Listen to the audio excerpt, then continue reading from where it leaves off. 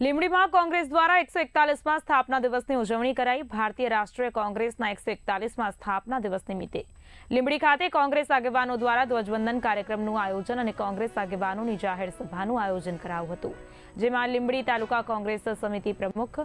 શહેર કોંગ્રેસ સમિતિ પ્રમુખ, લીંબડી તાલુકા કોંગ્રેસ આગેવાન વગેરે ઉપસ્થિત રહ્યા હતા। થોડા દિવસોમાં સ્થાનિક સ્વરાજ્યની ચૂંટણી આવતી હોય ત્યારે આ પ્રસંગે કોંગ્રેસ નેતા લખધીરસિંહ રાણાએ ભાજપ સરકાર પર પ્રહારો કર્યા હતા અને ઉપસ્થિત કોંગ્રેસ કાર્યકરોને વધુ સંગઠિત બનવાની હાકલ કરી હતી।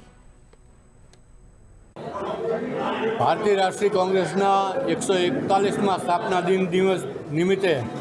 લીંબડી તાલુકા કોંગ્રેસ સમિતિ દ્વારા આયોજિત ધ્વજવંદનનો કાર્યક્રમ તેમજ અમારી વિસ્તૃત કારોબારીની મિટિંગ આજે બોલાવવામાં આવી હતી અને આપ સર્વે જાણો છો એવી રીતે કે ભારતીય રાષ્ટ્રીય કોંગ્રેસ આઝાદીના 60 વર્ષ પહેલાં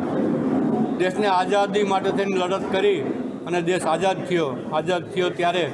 આ દેશની સ્થિતિ એટલી હદે ખરાબ હતી, અંગ્રેજોએ આ દેશનું એટલું શોષણ કર્યું હતું, તેને આજના દિવસે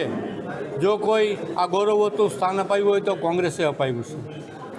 અને કોંગ્રેસ હંમેશા દેશને કેવી રીતે સમૃદ્ધ બને, દેશની જનતાનું જીવન ધોરણ કેમ ઊંચું આવે,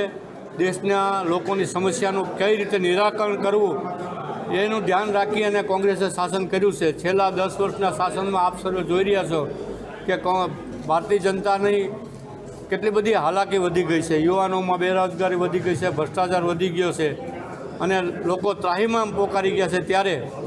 આ તકે હું એટલું કહેવા માગું છું કે કોંગ્રેસ જ આ દેશનું સુશાસન આપી શકે